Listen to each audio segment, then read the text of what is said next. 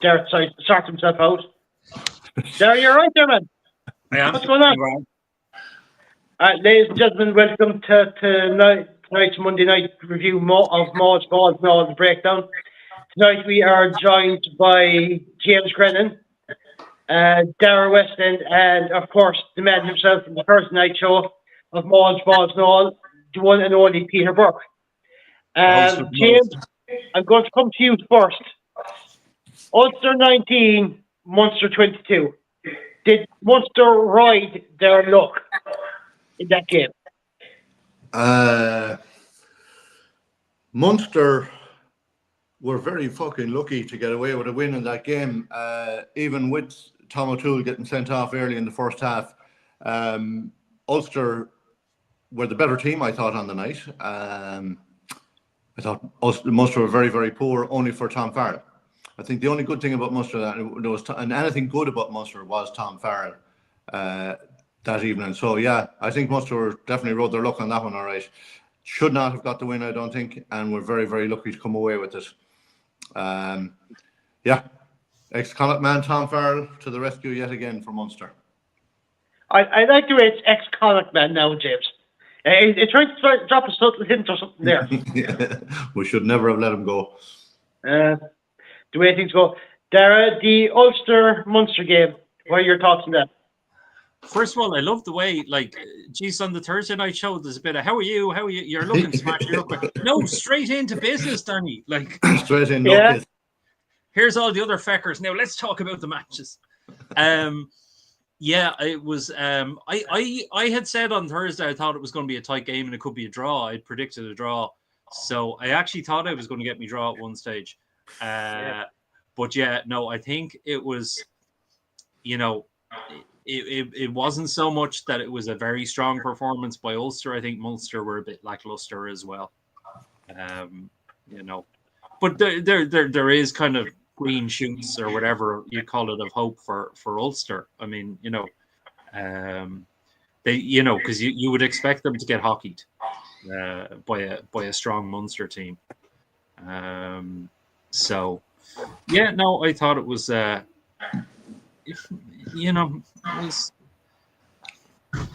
stopped short of saying it was a good match. It was a fucking shite match. Yeah. It was fucking shite. I was trying to think, what could you even say entertaining to be nice? But no, look, it was an ugly, tough match, and there was nothing glamorous about it, so. But we've all been to games like those. We've all played in games like those. That's the bread and butter of rugby. It's not all win and sexy. It's losing ugly and winning ugly sometimes as well. Yeah, no, because I only saw the second half of that game Friday night, and I'll be honest with you, even then I was bored watching it. It was a hard watch. It was a tough watch, and I'll be honest, Ulster deserved it a bit more than I thought. I'd have been happy enough with the loss, considering the way we're playing and everything like that. Peter, I'll come to you. Ulster versus Munster. Munster win that one 22-19. Yeah, I think it was 7-5 at half time, Danny. Sorry, I was distracted there. I finally managed to share the video into our group. I was having a bit of an issue there with it. Munster v Ulster, yeah, as was said, it wasn't a game for the ages. I think one of the biggest things to come out of that game was that Stu McCluskey is now injured. He's gone for a while. Tom Farrell, with his hat-trick, showed his class, and then you had people saying, Tom Farrell should have an Ireland call-up. But before this, when was the last time Tom Farrell had a good season? So, I mean, one swallow and all that. I mean, don't get carried away, folks, please. I thought Munster looked slow. They were inaccurate. Sorry, I'm a bit late. Giggity. Okay, go on. Jack Crowley seems to be suffering slightly from a confidence issue after Andy Farrell's demotion, so to speak, or preference of Sam Prendergast over him. Although I'd give it to Jack Crowley, he did run that back line very well. That's probably the most positive thing to take out of that Munster performance. But Munster's defence was good. Ulster, you know, they had 50 minutes. They played that game 50 minutes or 14 men. Tom O'Toole was sent off, red carded for an absolutely ridiculous decision. I thought it was very harsh on Tom O'Toole. I thought yellow at most. You know, Ulster had to bring on their academy fly half, Jack Murphy, for his debut as a result of the reshuffling in the background or in the back line. Richie's young fella. Yeah, like it wasn't like as Dara said and James have said, Danny. It was okay. I mean, you know, and then I mean the other thing to follow on from all of that then is from Stu McCluskey is out, but then Munster have their own fucking issues coming up to the 27th when Leinster go down to Thomond. Munster are without Casey, they're without Klein, they're without your man Ticker Abrahams, you know. So like these things, And they're sorry, go on, James. They're without Schneiman as well. That's really funny, James. Yes, well done. So like there is all that. Now I suspect, Danny. I ask you. We'll go on and talk about it. Go on, Danny. I'll tell you what we'll do next, and you brought it up nicely, Peter. The Tom O'Toole red card. You said to the yellow at most. Dara, would you agree with Peter on that one? I would, yeah. I think it was very harsh, and I think there's a lot of just fucking inconsistency. You know, it's frustrating. You know, especially when you see Casey 2 weeks ago and looking like WWE. Wasn't it Claire said it was the Undertaker from the WWE? Your man trying to put into the ground, and he gets a 3-week ban suspended to 2 because he's tackle school. You know, so I mean, it's, you know, I thought it was very harsh. Now, I thought it was, you know, yellow, you know, at worst, not even going into orange territory. Yeah, just a note to Megan Augusta and Catherine Keegan as well, since you've already commented on the video. Gregor Galway, P. Crowley challenges was looked at by TMO. Wasn't looked at by TMO, yeah. Wasn't looked at. The Tom O'Toole red card, harsh or right? Me, is it? Yeah, Jim. You are James. Yeah, I thought it was very harsh. And it was a big call so early in the match as well in the first half to red card player. Like I thought surely even that alone, refs usually tend to try and mitigate down to yellow at every given opportunity. But again, it's just pure inconsistency from game to game, from reffing team to one reffing team to the next. It's just there's no consistency whatsoever at all. I'm sure we will get onto that when we're talking about the next match. We'll have some questions about that right now lined up here anyway. But one more question I want to ask is, Tom Farrell got that hat trick. Do you think he's getting on the radar of the Irish squad? We know he'll probably be... No. We know he'll be back a few places. James, do you think he's getting on the radar or... I do, and I think he deserves it because despite what Peter thinks, he had a good season when he played with Connacht. The last time he played with Connacht, he had a good season. Yeah. He has shown some real skill in the few games so far this season, and I think there's a hell of a lot more to come from him. But it will take time for him to break through there, and it'll take a few injuries maybe ahead of him. Gregor has an interesting question there. How many times were Munster offside in the second half? I don't have the stats on it, Gregor, but there was, I think it was quite a few. Yeah. Derek, do you think Tom Farrell is going to get noticed, even though there is a lot of competition in those 12 and 13 jerseys? It's funny, Bernard Jackman, who's a member of the group, and we'd love to have him on as guest on the Thursday night show. He actually said that Farrell could be the success story of the season, and he could finally earn an Ireland cap if he keeps it up. But like the problem is the depth we have in midfield. You know, it's hard to bring. So like, and the autumn internationals are just finished now. So like, I can't see them experimenting in the Six Nations. So yeah, I mean, I think he does deserve it, but how long it'll take, I think he needs to show more of that kind of form repeatedly, and then it'll be the case that the people shouting for him to get his cap, can't be ignored. Yeah. But Ireland have a few games now in summer. They're A games. Would this be the perfect platform for those and those that are looking to break through? Would that be the perfect time for them to show what they can do? Oh, I think so, because like, I mean, the main internationals, the top internationals, and hopefully a good few of ours will be gone on the Lions tour. So I think, it's the perfect time to send a kind of a development squad, with a few old war horses who don't get picked for the Lions off on a summer games. So yeah, I think so. I think we've covered your opinion on Tom Farrell, Peter, about getting into the Ireland squad anyway. No, hold on, Danny. Hold on. Yeah. The reason I think he won't is because what has been mentioned already. Who would you play Tom Farrell instead of? Yeah, I know. It's yeah. So, like, Tom Farrell is 31 years of age. He's playing great at the moment, but who would you start him ahead of currently? Ringrose, Henshaw. Yeah. No, Jesus, no. Would you get away with he's younger than Aki, and he. How many of those glass of wines have you had there, James? Stop it. Get away. Look, I mean, the one thing he'd say is he's younger than Bundy, and certainly Bundy tends to be a bit of a card magnet sometimes. He is. Yes, he is. He used to be. He used to be a card magnet, not so much anymore.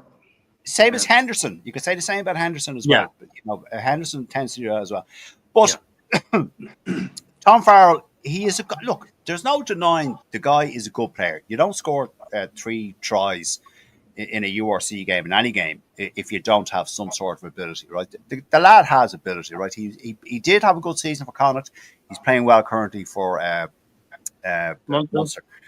But I don't see, maybe on the Ireland A team he might get a go at that, but to get noticed or be on the radar for the international squad by Andy Farrell or what's your man's name who's taken over? One of the Easterbees. One of the Easterbees, a guy or one of those.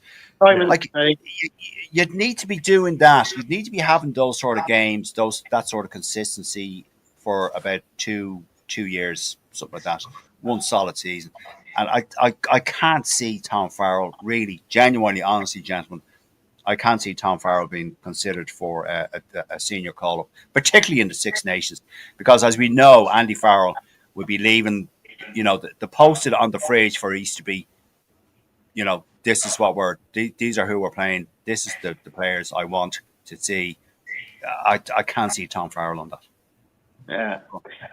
Peter, I'll come back to you on this one, and there's going to be one section I'm going to leave that happened post-game. I'm going to leave that till the post-game review. But Leinster 20, Connacht 12. Peter, what are your thoughts on that one? I thought Leinster were going to lose that, actually, in the last 10, 15, 20 minutes. I genuinely thought Leinster were going to throw that away because Connacht were relentless. They didn't slow down. They stopped Leinster playing their game. They were disruptive all over the park. Their defence was good to a point when there was a mishap twice in the middle of the park between Aki and Ford, I think it was. James, you might know. I think it was Aki and Ford. I can't remember. It was, yeah. Osborne went through. Tector went through again. It was all down the middle of the park. But Connacht's defence was superb at times, and Leinster found it difficult to break down Connacht. And in fairness to Connacht, like they didn't go away. They didn't lie down. They stood up and they gave Leinster. They threw it back at Leinster, and I was very impressed. Glad. Sorry, I wiped the sweat off my brow. I was glad Leinster won that. But at a time there, I didn't think Leinster were going to win that game because Connacht played one of the best games of rugby I've seen them play in a while, and that's I'm glad we won. But Jesus, lads, it was a hard fought win, and fair play to Connacht for the way they played that game. Yeah, Dara, your thoughts on the Leinster Connacht game? Yeah, I think, look, sometimes as a Leinster fan, you're a bit guilty of thinking, look, it'd be grand, bonus point. And then you look at the squad and you realise how many people are out. And then you look at Connacht and realise, geez, they've all their internationals back. Okay, yeah, they've nearly full strength team. And in fairness, they played out their skin. Like, when you think even that they, there was cards as well. There was times when they were down to 14. Yeah. And other teams, so-called stronger teams would have collapsed completely and let in 2 or 3 maybe scores in that time. So yeah, no, I think Connacht gave a really good account of themselves, and yeah, Leinster. I as Peter said, I was kind of shitting myself towards the end. Literally, I thought it was going to be. Mm-hmm. I thought it was the jinx of not having Burke in the press box. That's when Leinster loses, when he's not in there. I was refused entry. And look what nearly happened. So, Megan Delgan, I agree with Peter. We were lucky. Connacht were quite scary at times. Yep. Yeah. James, your thoughts on the Leinster Connacht game? I was pleased, and I was annoyed, and I was surprised and disappointed in equal measure, I would say. Do you just want to list the emotions you didn't feel? That might be quicker. After 19 minutes, it was 0-0. Then Jennings did something a little bit stupid on the wing, stepped in and got himself a yellow card, and Leinster scored a try off of that. Then Tector got in on 26 minutes. That was like 2 tries within the space of 5 minutes, and I was like, "Oh fucking hell, what's going on here? We're fucked here again," I thought. So 17-0 on 26 minutes. Then on 51, no score then for a good half hour. 51 minutes, Lee Barrow got a yellow card, deservedly so. Cian Prendergast, we had a line out resulting from that, and Cian Prendergast, it wasn't really mentioned at the time or in the commentary, but the clear out from Cian Prendergast to make that room to get in there for that try, it was immense. It was real, solid work. And then Jennings got a try himself. Then a fucking brilliant try. They worked it up the field. Bundy took a run up the wing. Thought he was going to offload to Mac Hansen, and Mac would have been in under the sticks. But they worked it. He got hauled down. They protected the ball. They passed it across the field, and the cover just wasn't there. Leicester were thin, and Jennings got in, made up for the stupidity of the yellow card.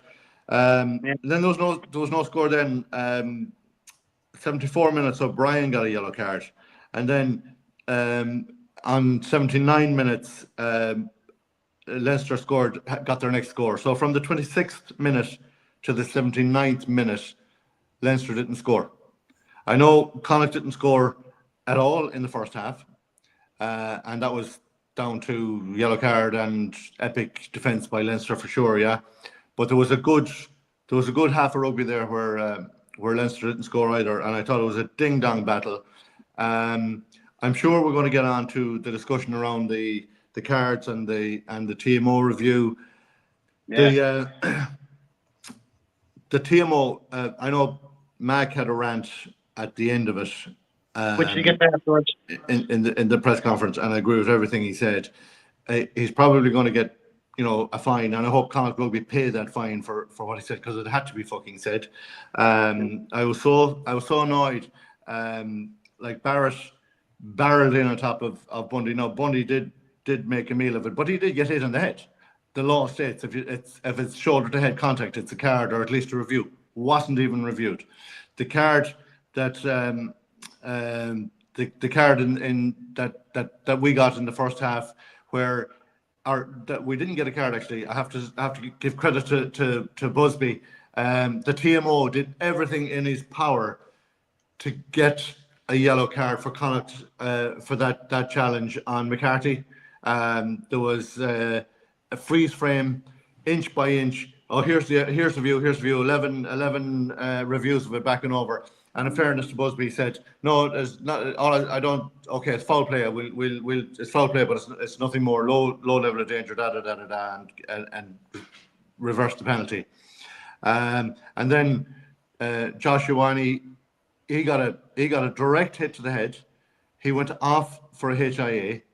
Wasn't even looked at either. So the frustration I had watching that game, like, there's no way if there was consistency across the refereeing panel, if the same level of consistency was or the same level of scrutiny was given to Leinster as was given to Connacht every time, I think we would have won that game.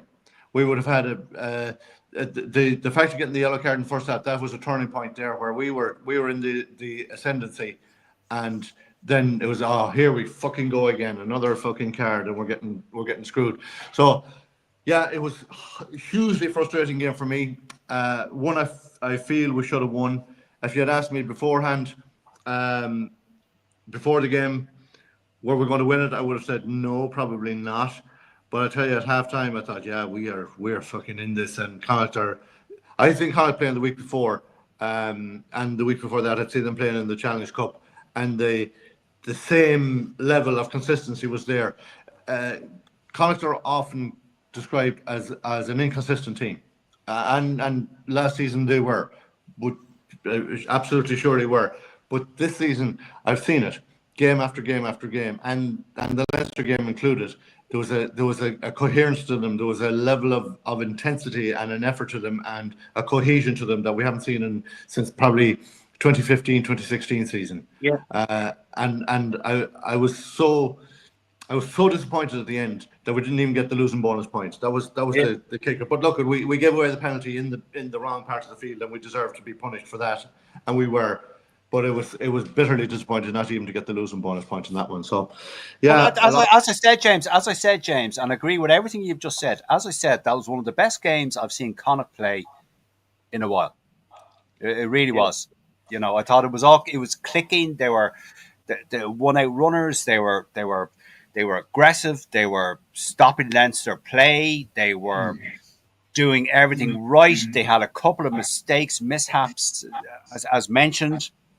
They allowed Leinster in, but Jesus, I sincerely hope that we see Connacht back in the Heineken Cup next year. Yeah. If they keep going the way they're going, we certainly will. Yes. I have no doubt.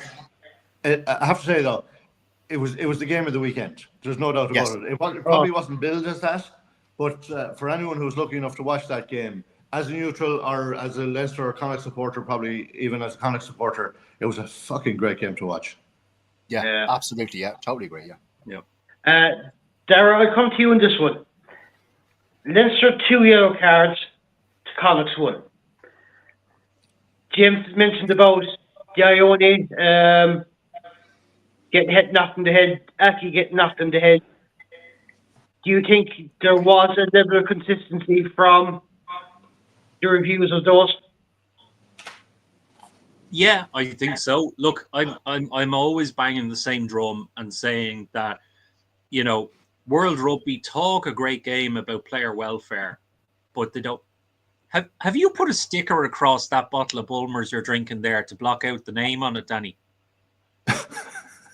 That is not Bulmers. Tyler is absolute piss. I thought it was Bulmers and you'd put a sticker across so they wouldn't be getting free advertising on the show. It says Belgian white. Jesus. Yeah. You see, that's that Kerrygold Co-op money now, the craft beer for the farmers. Yeah, well. The cows will be getting the best of hay now. Guinness for the cows. No, I think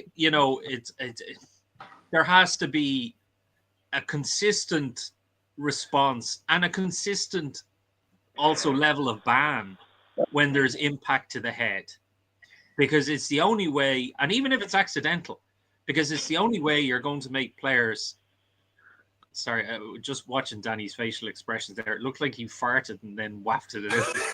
No, you said Bulmer. I can't hear Bulmer. What the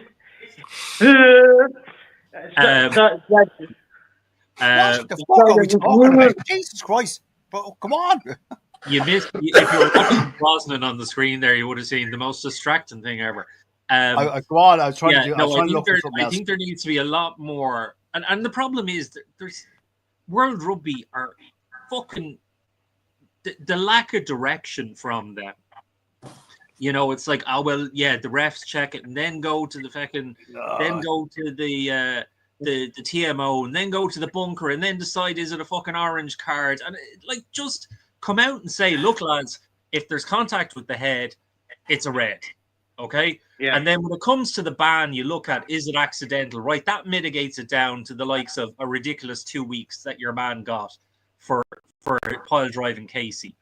But if there was some intent to it where they could have escaped it, they could have ducked out and they didn't and still went and hit the head, then it should be like minimum 6 weeks. No, like, oh, he has a letter from the local parish priest and he's never been banned before. Well, great for him. But I'm sorry, it's still 6 weeks for everyone. And I think that's it's a fundamental issue. I think they're making the referees' jobs that much fucking harder. Now, also with social media and because, you know, rugby is now popular, Irish rugby has been on a high for so long that we've a lot of the Wendy Ball fans, as Matt would say, and they love to criticize the referee. And sure, anybody can go on Twitter or fucking X or Facebook and criticize the referees and talk about how shite they were. So, you know, is there an element of arse covering coming into the referees' kind of psyche as well, where they're just like, Jesus, if I say that now, if I give this now, I'll get dogs abuse, you know. Whereas, you know, years ago, you'd get sent off by a ref and then you'd be having a pint with them in the club bar afterwards. And they probably still do. You know. Yeah. But see, Dara, I think I put a post up about this. You probably saw it. I was agreeing with Mac and his outburst, which I'm sure we'll come on to. But to reference your point about the World Rugby. World Rugby, we've said this before. I've said this before. I'm probably their biggest fucking critic. I've tagged them in posts on Twitter when I used to be on Twitter. You're never getting a press pass for a Rugby World Cup. I'm probably not. And I don't care. As I've often said, if it's wrong, I'll criticize it. Yeah. So I've said before in the past, as I said, I've tagged World Rugby and stuff I've said on Twitter. Now, I'm not on Twitter anymore. I've come off it. I don't use it anymore because it's a cesspit. I'm on Blue Sky. There's your one there. Right. But World Rugby are not fit for purpose, or were not fit for purpose with the previous administration, with Bungalow Bill. Billy No-Brains, Billy No-Brains in charge, right? It was like Billy and the numbnuts running the place. Yeah. The constant tinkering and changing of laws made it incredibly difficult for referees to referee games properly, because there was so many changes to the laws. Every fucking second month there was something coming down the lines, and it made the referees' jobs even more difficult. Especially like World Cups and Autumn Internationals, because they'd bring it in the Southern Hemisphere in March, and then they'd bring it in the Northern Hemisphere in September. And so the Southern Hemisphere would be kind of wise to it, and we'd only be getting and it caused bedlam. Yeah. It was a load of bollocks. It really was a load of bollocks. And it like your man, the new fella, Scott Robinson or Robertson, whoever he is, the new chair of World Rugby, they need to address this and sort it out, because the head clashes, it's just a penalty, it's a yellow or it's a red. There is no clarification for that at the moment. There is genuinely no clarification for that. Be it it's going to happen in the Six Nations, it'll happen in the English Premiership, it'll happen in the top 14, and it'll certainly happen in the Super Sport or Super whatever it is in South Africa. Super Rugby. Yeah. Super Rugby, yeah. It'll happen all over because World Rugby haven't a fucking clue what they're doing with this ruling, So, Well, they come out with something, and then 6 months later they come out with something else, and then 6 months later they come out with the idea of an orange card, which completely undoes all the stuff they said about player welfare. And I mean, I'd agree with you, Peter, in that Scott Robinson or whatever coming in, or Robertson, Scott from Neighbours for all I care. The amount of people in World Rugby, like, okay, they're headquartered on Pembroke Street in Dublin, but I'd say there's hundreds of people around the world working for them. And there's committees and citing committees and all these various things. And the amount of time it will, it'd be like a new government going in. All the civil servants are still the same. So in essence, they make the policy. It's the lads in Department of Finance that decide what the tax cuts are going to be or whatever. And then if the Healy Rays get in, everybody in Kerry gets a 2% tax allowance. I'm free Wi-Fi for everyone in the audience. Free Wi-Fi on Monday nights. But Dara, sorry, Danny. I was going to say, Dara. Sorry, Danny. One second. Didn't Victor Costello reference this when he was on last week or whatever it was, that there's too many heads making very few decisions, and that's that's what you're saying. Sorry, Danny. I mean, no, there's actually a good point there by Megan, and I actually agree with her on this one. Not enough Indians. Now, don't mean, No, there's a good point there by Megan. I actually completely agree with her on this one. She said someone will be killed before they start giving a shit. But I'm very frustrated with the player welfare. With this player welfare, it's very important, and it is. It is. Like I said as well myself, a player will have to be severely injured before he can go, hang on a minute, we have to sort this out. Which leads me to my point, and I'm going to come to you in this one, James. Was Mac had the right to have his rant in the post-game interview? No, I'm kind of agreeing with what the point he was making with on that. Consistency. Yeah, look, I was surprised to see it. Probably not the right thing to do for his own personal future and all that. Probably shouldn't have come out and said it, but it needed to be said. And do you know what? The next time I see him in the sports ground, I'm going to be fucking shaking his hand, and I'm going to be fucking clapping him on the back, because he said everything that we all thought at the end of the match, and you could see and hear the frustration in his voice. It's the points he made. I don't know who the touch judge was on the side that he was talking to, but the touch judge said to him that there was nothing in it. You tackle, you lead with your head when you're tackling. He says, makes no fucking sense, and he's right. It makes no fucking sense.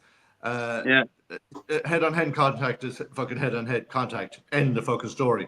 Whether you're, mitigating going down, fine, great, yeah, all of that. But if you hit someone on the head with your shoulder or with your head, it has to be reviewed. And it wasn't even looked at.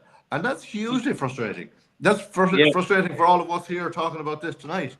Megan, I agree with you entirely. Somebody will have to be seriously injured and seriously hurt, and it is hugely frustrating that this has not been.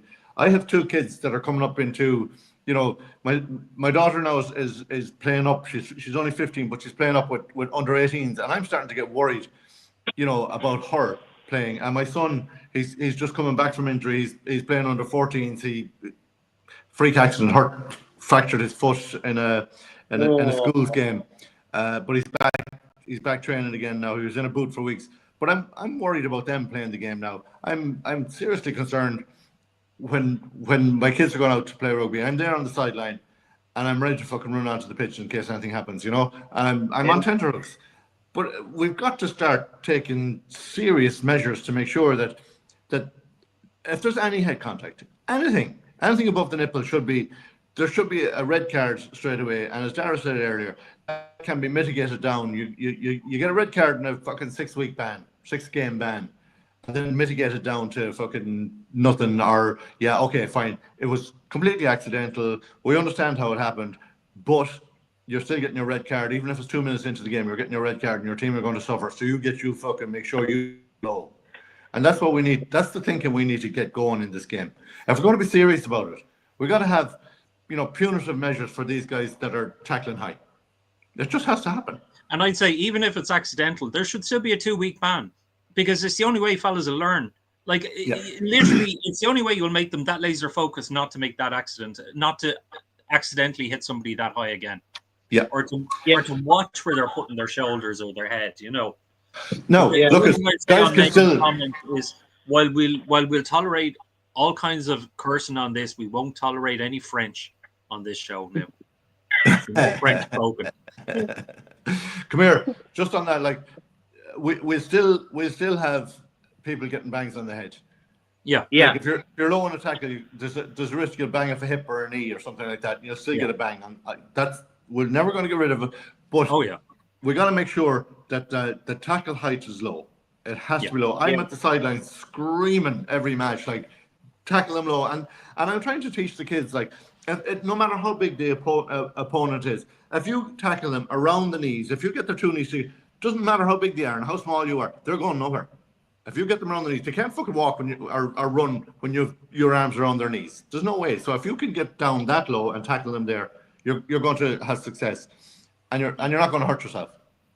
Like, look at Stringer. Stringer was the perfect example of that. Tackling fellas anywhere from the ankles to the knees, and even the little tap, the ankle tap. And Jesus, he brought down fellas who could eat him for breakfast. But there's another good point as well, James, from Megan there. So this is what is so frustrating, that no parents are concerned about their children, which is very valid. But in the future, if things don't change, parents will start stopping their children from playing rugby, and that would be devastating for the game. It will die out in years to come if it doesn't bear thinking about it. And she is right. 100%. 100%. I agree with her on that one. If a player does come in and there is head contact, even if it's accidental, or though the player dips his height, that there is head contact, fair enough, it's 2 weeks out. At least then, when players have to get coached into this as well, that you have to go low. You go low regardless. So it's smacking them up, because coaches say, you fucking tackle right, you fucking hit them low enough, you can grab them by the legs, as Dara said, like Stringer and everything like that. Yeah. It's not being coached in right. The coach take the chance, the coach take the risk, not coach to tackle properly. Owen Farrell was a classic example. The amount of times he got sent to tackle school, he must have a master's in tackle school. And it was always mitigated down because he was going to tackle school. Like, Jesus, but like, a leopard needs to change its spots, like, and like, so there has to be some kind of sanction to especially when, we had the post, I think it was after the show, somebody mentioned on the forum about somebody who insinuated that a player who insinuated in an AIL match that the referee might need to go to Specsavers. Yeah. And was it a 16-week ban or something they got? Something like that, yeah. For insinuating that the referee and a fella can pile drive Casey and get 3 weeks mitigated down to 2. I mean, Can you hear your thoughts on Mac Hansen's post-match rank? I've said it in the group. I think Mac was. I agree totally in what Mac said. I can completely understand his frustrations. It needed to be said, although I think the manner in which it was said might have been a bit over the top. I was listening to Bernard Jackman and Alan Quinlan talking about this, and they both said what I'm saying and what we're all saying is that they agree with the sentiments of what Mac was saying, but the way it was delivered wasn't really in keeping with rugby protocols or whatever word or phrase you want to attach to that particular saying. But I agree with Mac. I absolutely, totally agree with Mac. And I think where the frustration, I mean, I'm just reading a quote here from him. He said, to be honest, it felt like we were getting refed out of the game for the first 40 minutes. Which, from like looking at the game, I'm a Leinster fan, but looking at the game, Connacht were hard done by, I felt, with a few of those decisions. And I can't blame Mac Hansen. I said it in the group. I agree with him. Absolutely agree with him. But again, to go back to it. Sorry, go on, James. I think the big frustration I had was with the fucking TMO. Busby himself, I thought did well. I thought he had a good game. But I think that the TMO was so skewed, so skewed. Like to review, to freeze frame the Joshuani tackle to try and get him sent off, and Busby, in fairness to him, said no, there's nothing in that. It's only a penalty, and he was right. There wasn't anything in it. Like he didn't even make contact with him. Like, and it was just, he said, right, it was high, definitely. It was foul play, it was high, but it will reverse the penalty. But the TMO then to not review clear head contact twice after that, including Joshuani himself getting off for a hit high that he failed, and he's now out for, he has to follow the return to play protocol. He's out for a good number of games for us now, and not even looked at. That's where I thought Busby was okay. I didn't think he refed us out of the game. I wouldn't agree with Mac in that, but we did get some harsh calls. There's no doubt about it. Well, I suppose that possibly, and again, I'm interpreting what Mac says. And look, one of the things with Mac is, if you remember when he got his man of the match, he said, fuck, live on RTE. So he's always been, he's never the most politically correct lad. He comes from that's why I think he's fucking great. I love someone like that. Value. Yeah, says it. I mean, he just wears his heart in his sleeve. But I suppose, look, when he was criticizing the refereeing, now it's the refereeing is the TMO and the referee and the people run the line. They're all part of the same thing now, because you can't really differentiate, because the ref mightn't spot something and the TMO brings it up and then the ref acts on it, and it's so. I think when you're not singling out the referee, you're talking about the whole entity. The touch judges, the TMO, and the ref, when you're giving out that you were refed out of it. Yeah. I think he was dead right. Yeah, and Megan is actually agreeing with you as well. Yeah, I agree too. And maybe he did go over the top with the manner of speaking, but it comes from years of silence. The frustration has built up, and he just exploded. And now Matt may be fined or whatever, which I feel is unfair, because if World Rugby just did their jobs properly, players wouldn't be exploding like this, which is exactly right. Exactly. Yeah, that's it. Very well. Megan speaks the truth. I mean, Megan, what you're saying there is absolutely bang on. Makes more sense than we do. But there you go. Yes. Yeah, no, but that wouldn't be hard. To go off in a bit of an arc anyway, lads, I suppose the big question is now, what... Danny, we don't have Mike Reedy here to go off on a tangent. What are you doing? But this is kind of relevant to what it is about. What does World Rugby need to do you think, in order to make referee jobs easier? Is it just keep things simple, not making too many changes, maybe kind of giving them better support to say, this is what needs to be seen as yellow card territory, this is red card territory, or how would you make a ref? They need to have. I tell you what would help.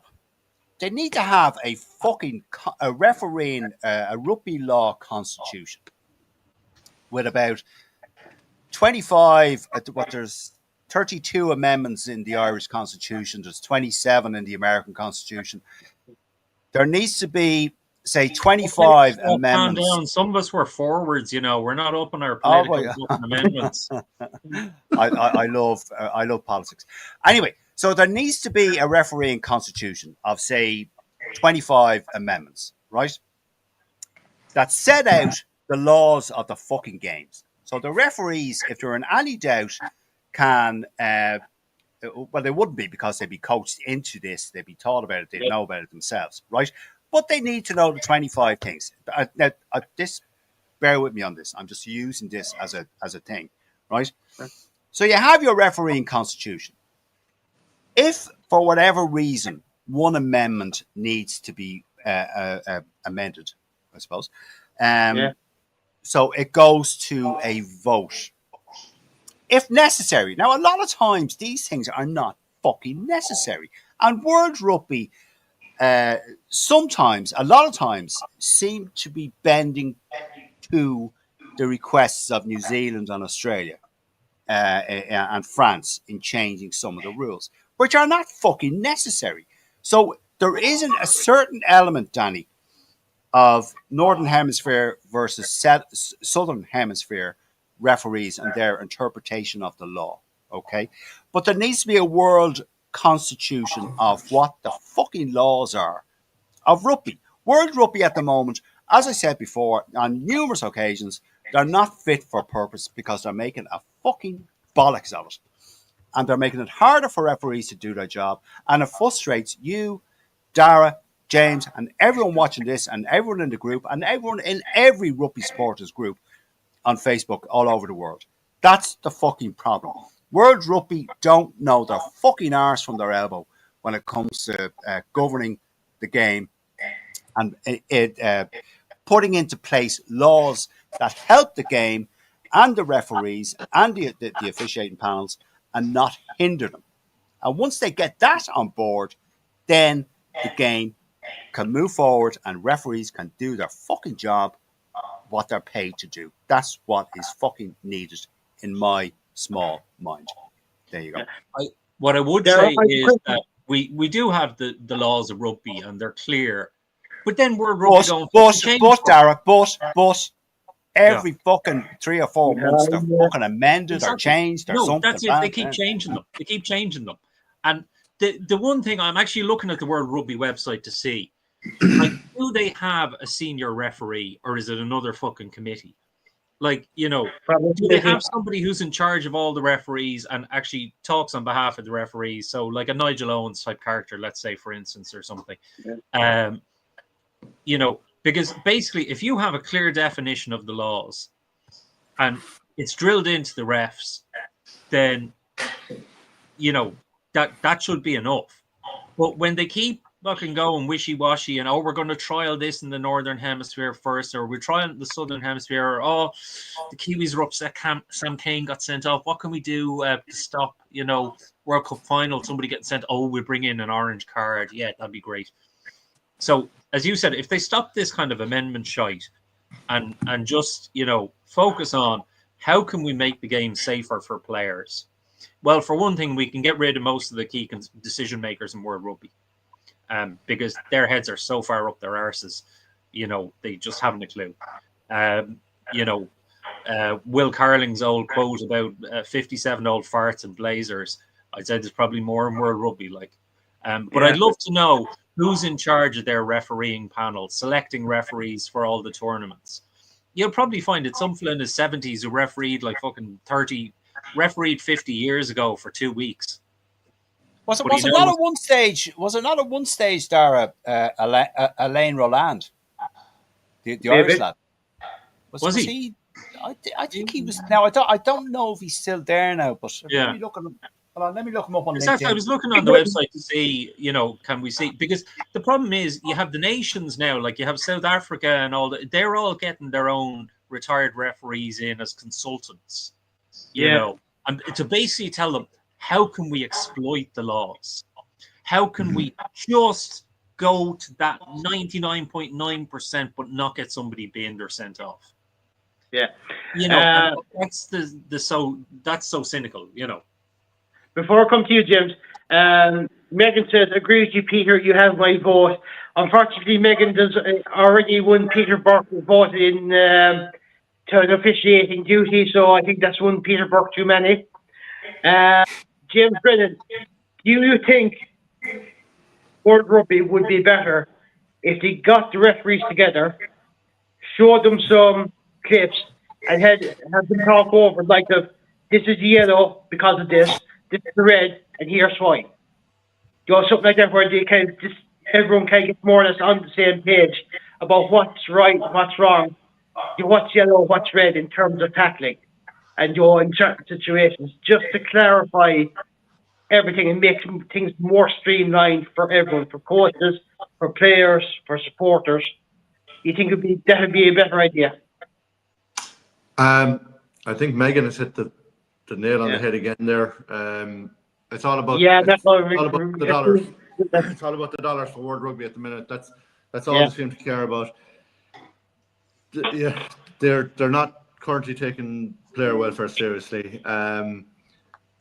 I don't know what happens at halftime among the reffing team. Do they review the first half the same way as the head coaches will with their teams and review what's going on and how they change and do things better for the second half? No, they sit down for Earl Grey and prawn sandwiches.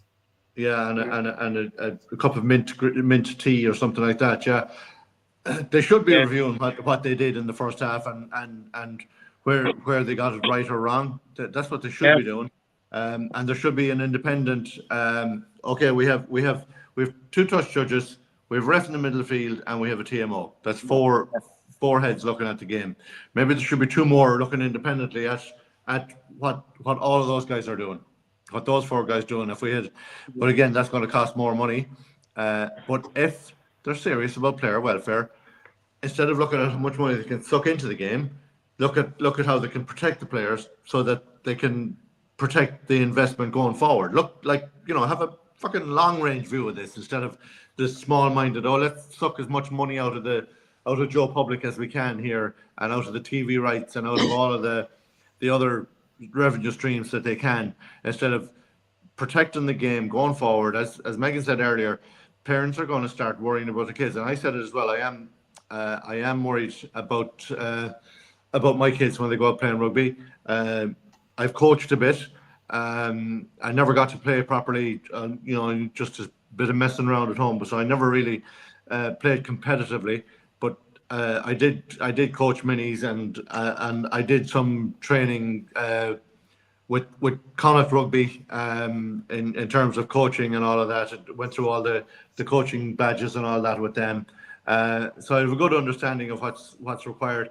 And it was drilled into us at the time about, keep the tackles low, make sure that the kids are looked after. If there's any injuries, stop play, all that sort of stuff. Yeah. But that hasn't filtered through to the international, to the professional era. It's all about money at the professional level. Yeah, I think certain things never change.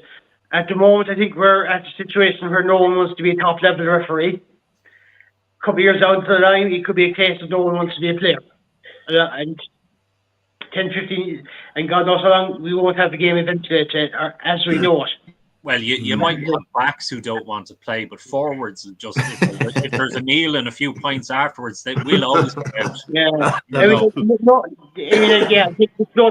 point. You just got 15 forwards on each side running. Richard around. Holland.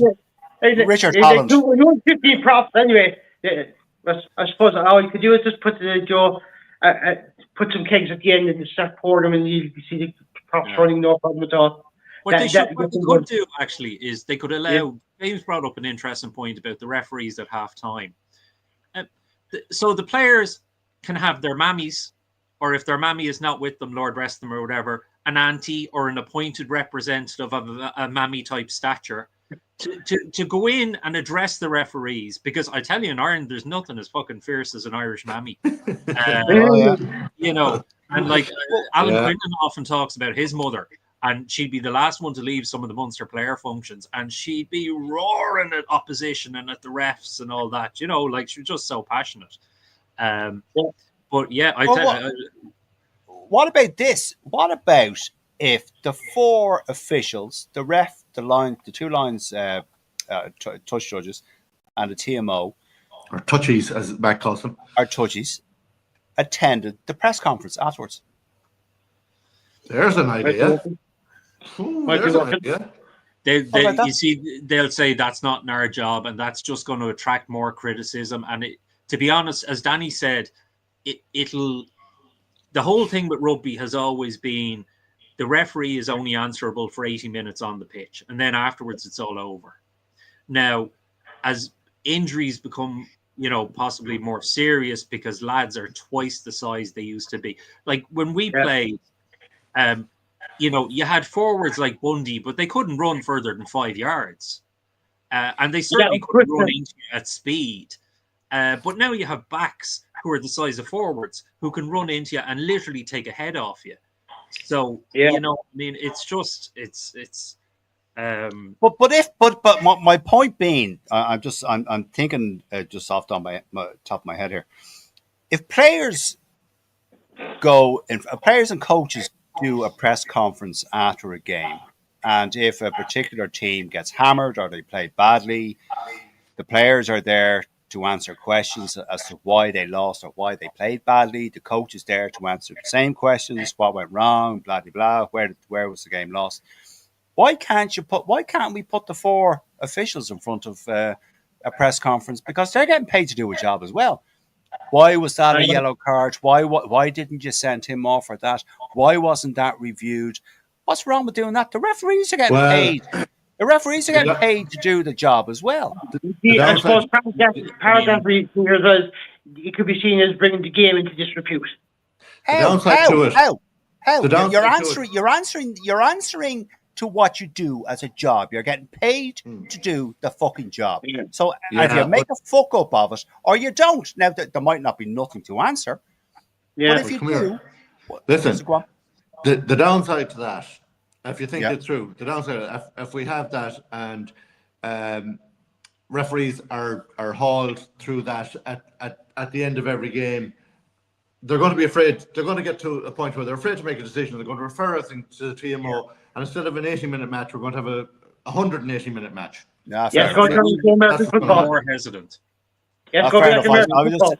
It was one of those things that popped into my head, and a light bulb went off and said, "My God, that's a great idea." Yeah, would you imagine if you were a ref now and you knew you had to face the cameras after and said, "Well, fuck it, I'm not sure what's happened there." Oh, yeah. No, fair enough, James. Yeah, and I mean the other thing is, the players are getting paid, €30 goat's cheese from Caviston's money. The refs are getting easy singles money, so. I mean, it's. And they'd be in the press conference, James, Dara, the refs, when they're asked a question by one of the press, they'd be in the press conference. They refer to the TMO. And the ref would just go. Yeah, exactly. Dad, I tell you what, I asked you for a quick prediction on the coming games this weekend, and we'll wrap it up then. James, Munster versus Leinster, how do you see that one going? Oh, thoughts and prayers with Munster, I'm afraid. Leinster are going to be they're going to be very match sharp after the Connacht game.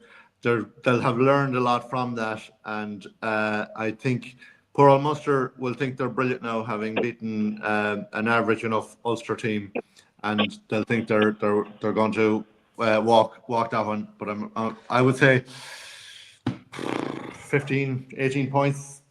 Win for Leinster. Before I come to you, Dara, another comment there by Megan Augusta. Oh, stop. You want to hear my man watching the games, especially if for pride and joy, Conor Murray gets injured. Yeah, I can imagine you as well, Megan, when you see Dick Timothy get injured. You are anyone kind of goes a little bit too high in him. Dara, Megan's Nick. Jeez, they're in big trouble.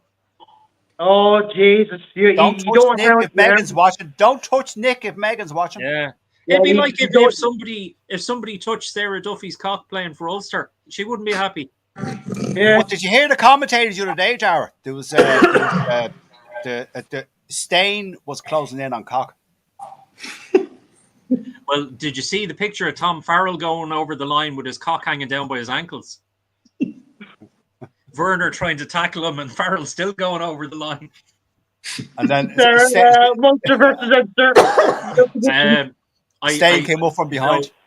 What? I'll have gotten me Christmas present, so I can positively say it'll probably be Leinster. Yeah, no, it'll be a Leinster win, I think. I think it'll be a different Leinster team from the one at the weekend. And look, I think Connacht or Munster. Yeah. Now, the only thing, having said that, is that we still haven't resolved, Leinster still haven't resolved our line-out issues. And that's kind of worrying when Snyman, who's a beast, is... because we're only throwing to him, and then sure, it's easy for them to compete against him. So I'd like to see them vary it up and maybe throw a few to the front or something. But yeah, I think we should win. Hopefully, get a bonus point, and you might even get a bonus point yourselves. And in a way, look, you can take some. Even if Munster were by some grace of God to win, it will most likely be Farrell and Byrne that'll carry you anyway. And sure, they're two Leinster men also. So, you couldn't resist, could you? You couldn't resist. Peter. Yes. Prediction, Pete. Munster versus Ulster. Your thoughts and your prediction. Well, I'll tell you what. Thomond is never an easy place for Leinster to go to. It's not an easy place for any team to go to win. It's not. The traffic's fucking terrible around it. It's shocking. It's absolutely shocking. And there's no parking, there's no shopping. It's terrible. But there's no Brown Thomas near the place either. It's just terrible. But I think, look, I mean, it'll be a close game for the first 40, I'd say. Yeah. But the problem Munster have is that they're dogged with injuries in key positions. Casey's gone now. Well, Paddy Patterson is finding form. He's back from injury himself. He's who? Eden Coughlin, the other scrum half. Oh yeah, but I'd say Paddy Patterson might start. I'd say. Well, I don't know. But it'll be a close game. But I would imagine Leinster might have a bit too much for them. I'd say Leinster will start. A few of their internationals will be back. They want to get match fit for is it the La Rochelle game? They're in January. Are they playing La Rochelle? Or was it Bath first? Yeah, one of them. Yeah. I'd say they'll start some of their regular internationals. They'll play some of their either bench them or start them for that particular game. But who do you see winning? I'd say Leinster will win it in the last 20 minutes. Are you weighing your balls there, Danny? Yeah, okay. They're absolutely massive, I'll ask you for predictions, but obviously, it's a massive. I know.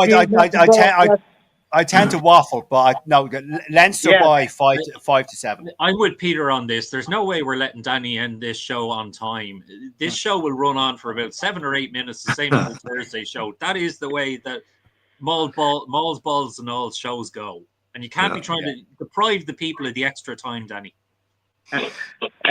You're making a good point here. Pennies is much better than Brown Thomas.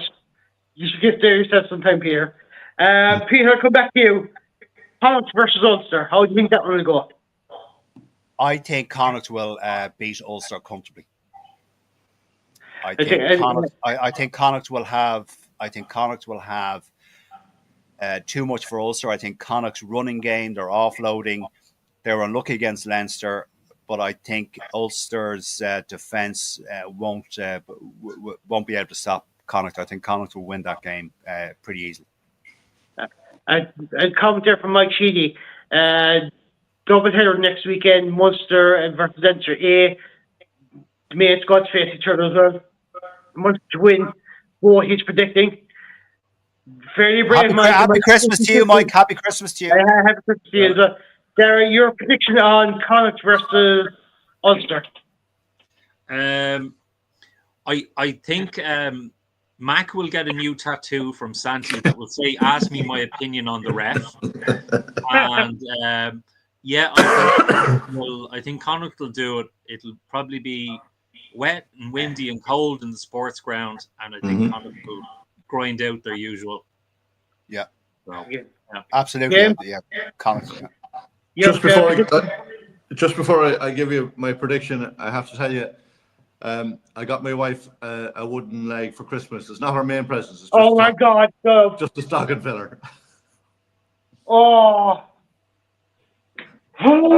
Here, if we're going to tell shit jokes, I have a good Christmas one for you, James. Go on. No. Who's there? Fuck's sake, Anna. Brennan. I missed Anna. it.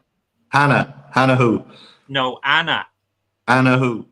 Anna Partridge in a pear tree. Oh God. That's fucking terrible. Oh God. It's better when you have drink taken, in fairness. Oh, that's terrible. Anyway, I Connacht, know, but that's why I knew you'd appreciate. You're the master of terrible jokes. That's the Connacht only way. Ulster. Your children have more chance of getting injured by sharing your jokes with their friends. For than fuck's playing rugby. sake! Jesus fucking Christ, will you? Come on. Come on. Give the picture, right? Right. Connacht Ulster. It's in the sports ground. Connacht win by 10 plus. Ooh, that's brave. I'd go with that. I'd go with that. Yeah. Oh, Christ. Who do you think will win regarding Wolfhounds and Clovers? Don't forget the women. Fair play, Megan. I forgot that one. James, I'll come back to you on that one. Wolfhounds and Clovers. The Wolfhounds did win the last game. Was it 33-7? This time the Clovers have home advantage. How do you think that will go? Will it be another Wolfhounds win? I would hope so. Yeah. Yeah, I'd back the Wolfhounds on that one. All right, yeah. Dara, any prediction on that Wolfhounds versus Clovers game? Or I would say Clovers. I go with. Peter, any prediction on that? Or Who won the first one? The Wolfhounds won the first one, didn't they? Wolfhounds won the first one, 33-7. Yeah, but Linda Dugan on the wing, and they'll win it. Yeah, I mean, and she seems to be one of those kind of modern day props nowadays. Scored. She played. She had a fucking great game. Great. Yeah, I saw that try from the weekend. Right, it's the stuff of you hear every junior rugby prop say and stuff like that. You know, that's the run they made. That's the catch they made. When in reality, they're about 2 yards out and just landed on the ball. But that's what the story here. Linda Dugan try. That's the story in here. That's what we heard from Dara every time he says that Joy scored a try. Oh, it's 50, 60 yards out. I intercepted. No, I never scored a try like that. I fell across the try line a couple of times and was yeah, but that's the story you tell. That's the story you tell. You just managed to land on the ball. That's what actually happened. I actually scored a try. I actually scored a try. I kid you not. I actually scored a try. We were playing Gonzaga. I scored a try, and I was actually knocked out by a knee from a follow-on tackle. But I actually landed on the ball, and the ref awarded the try. But I was knocked out, had to be taken off. But I was actually out cold on the ball. There you go. Probably the only time you ever scored, Peter. That's really funny. Outside of Go Club on. I know it's very good. Club 92, car park. No, I bet no. Yeah, we leave that one. Lads, we'll call it tonight. Hold James, on, what's your prediction on the Munster game now? You've been awful quiet there. Yo, just to shut you up, Munster win, Connacht win, Wolfhounds win. That's all I'm saying. Great job. Happy? Now, Who are the lads, three? yeah, James, Dara, Peter, it's been a pleasure. Next week, I suppose we'll be on again. And until then, take care, enjoy, and Happy Christmas, enjoy everyone. Christmas. Danny, it's Take been a care. pleasure. It's been a pleasure. Happy Christmas to you all. Happy Okay, Christmas, see you, everybody. Everyone. Take care. Bye. Thanks, Danny.